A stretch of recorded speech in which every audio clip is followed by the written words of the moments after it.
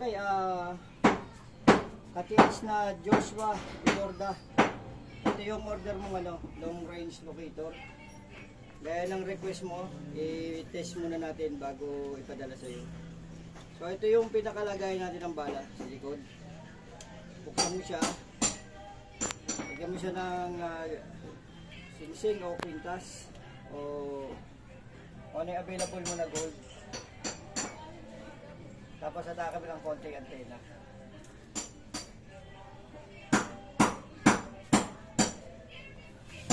Magka side step lang tayo.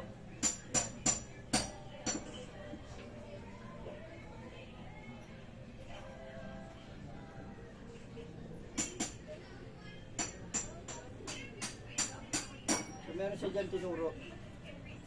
Pag dito ka naman,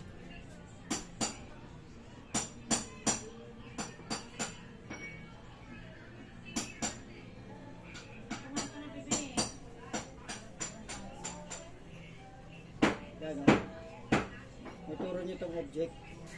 So ito yung pinaka-object natin. Pagka tinapatan mo siya, kung malakas yung yung pulso mo, pag tumapat yan, iikot siya. Ngayon pagka hindi pa, ang gawin mo, corner to corner ka lang muna.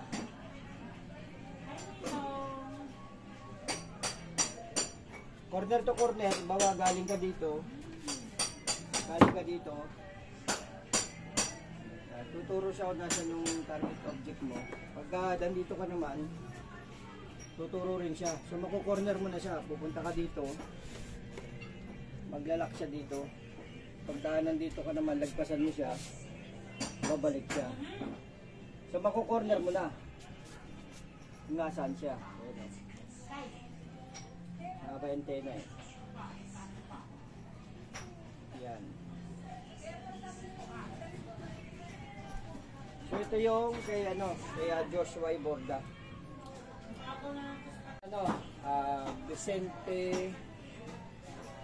Vicente Agosto.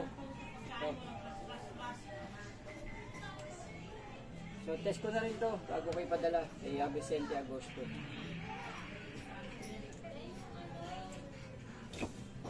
Okay. Same procedure lang siya.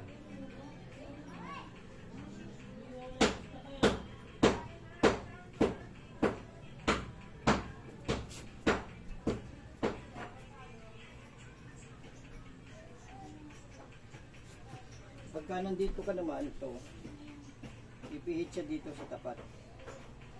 Pagka dito, yan. Pag kinapatan mo naman,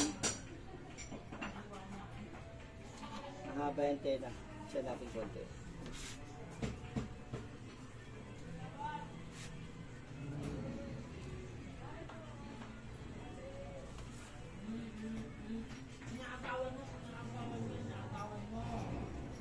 Ayun, kaya na to. Kaya Vicente Agosto. Yan. Ito kaya Banisar Cow ng Zamboanga del Sur. Ito yung kanyang long range.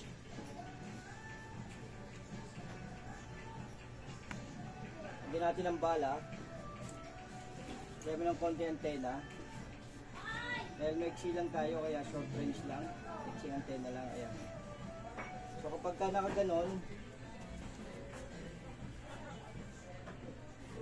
tuturo siya doon kung nasa yung object. So ito yung pinaka-object natin. Pag nandito ka naman, tuturo siya dito. Pag nandito ka, tuturo siya dyan. Ngayon, pagka nandito naman, tuturo siya pabalik. So makukorner mo na siya. Ngayon, pagka gusto mong i-cham ng konti antena, saka mo siya pag natapatan mo siya, iikot siya. So kung hindi mo naman basta-basta mo paikot, practice ka lang ng practice para maganda yung ikot. Ano natin? Ito, yung tatlong long range na tinest natin. Ito sila. Ngayon, ito namang Elrad ni Ruben Hermosura. Ito pala. Ito yung kanya, dahil sa kanya ay brass tube. Lagyan natin ang bala ulit. Sa Elrad, sa handle. Tapos, tingnan mo kung saan siya pupunta.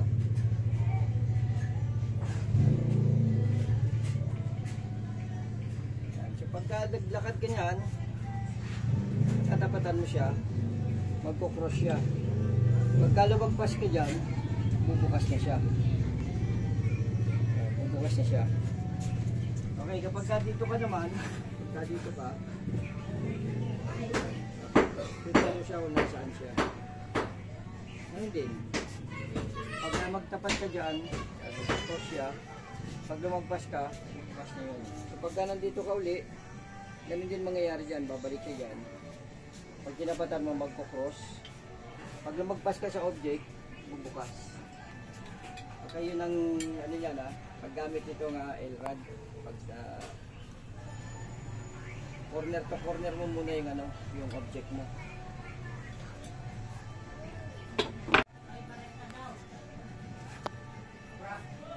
Ito naman ay pure copper LRAD.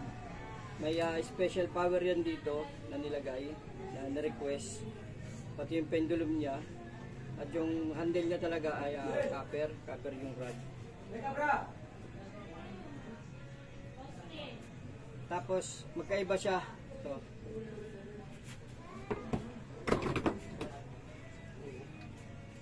Ayan, ganito paggamit niyan.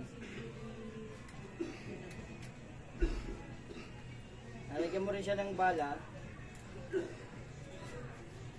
Mas mabilis to kaysa dun sa ano. Ayan o, mabilis siya tumuro. Corner to corner. So mabilis siya tumuro kasi may special power itong pinalagay na mercury. So yan, pag tinapatan mo, sarado agad o. Ang ganda nung sara niya o. Alam mo, andito, tumuro. Pag turo, maglakad ka, kung saan siya mag-cross, yan o, ang ganda ng cross niya o. Pag magpas ka, bukas. Okay? So yun kay ano, kay Licasio Pindog ng Lagawi. Okay, ito naman, kinat mo yun.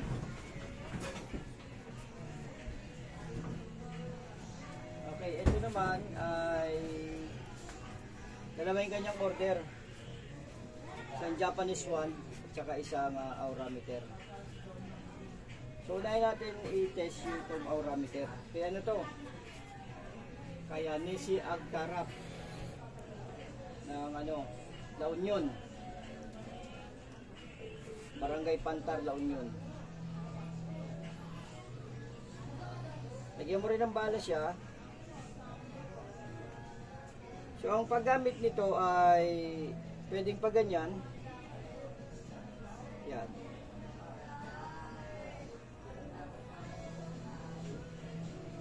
So magbabound siya kung nasaan yung target object. Ngayon, mas maganda kung ganito. So, halimbawa dito ka muna.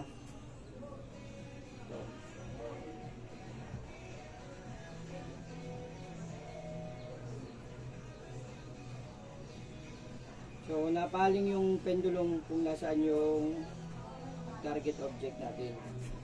So pagka nandito ka, nalagpasan mo ng konti.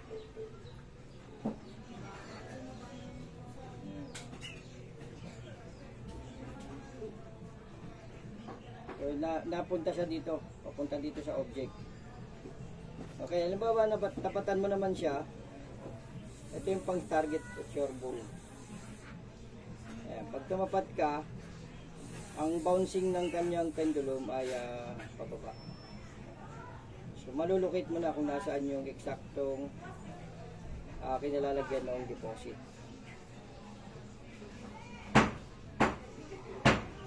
Kitang-kita nyo, hindi ko naman ginagalaw yung kamay ko. Talagang yan yung frequency na hinahabol ng aurameter. Okay, yan yung para sa aurameter. Ito naman ay para sa Japanese one. So may nilagyan na ako dito ang special picture na magnetic wire na mula dito nakakonekta dito sa handle. Kasama to nung ano nung taga La Union. Paggamit nito, pag di ka pa marunong, pwede mong ipitin muna dito at katamahin mo sa pulso yung handle. Tapos hintayin mo lang siyang kusang gumalaw. Huwag mong higpitan yung hawak.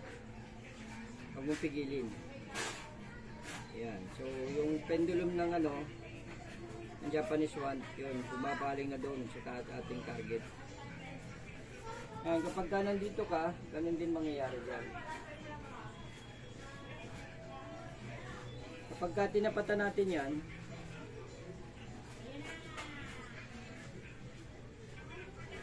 ang galaw ng pendulum yan ay hindi napapalik, hindi bibilog na siya. So, ibig sabihin, nalocate mo na yung deposit kung nasaan. Tapos, pwede mo rin siyang ganito ang gamit.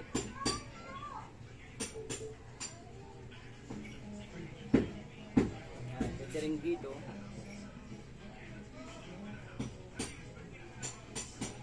Pag tinapatan mo, magbabawas na siya. Okay, so ayan yung paggamit ng Japanese wand.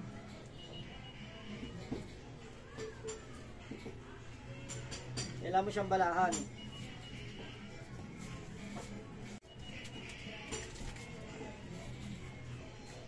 Japanese wand nito kay Glenn Perez ng Surigao City.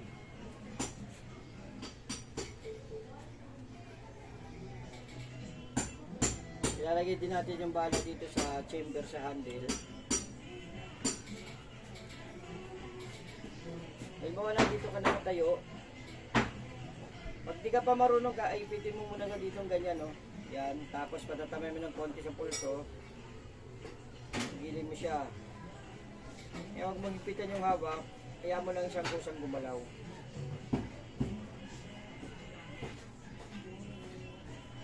Kusang gagalaw yan pagka nasaan yung gintong hinahanap mo. Kahit dito ka pumesto.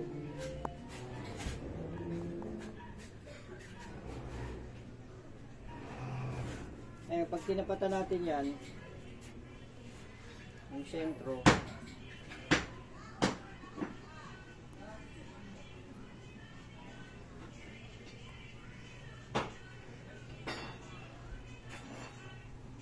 so, kita nyo, kusa siya nabilog sa tapat ng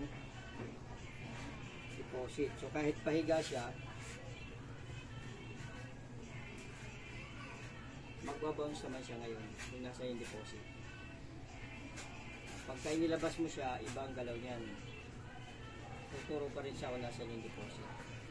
So maganda itong Japanese wand pagkuha ng laki ng dimension ng deposit. Okay, yun lang ang ating demo ngayon para sa mga bagong order sa atin.